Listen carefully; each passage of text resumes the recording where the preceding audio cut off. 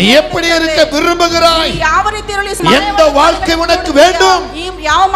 இந்த சின்ன வயதுல உனக்கு ஒரு திட்டம் வச்சிருக்கிற ஆண்டவரை மறக்கிற, உன் வயதுக்கு மீறி நடக்கிற, ஆண்டவர் உன்னை பார்த்து கொண்டிருக்கிறார்.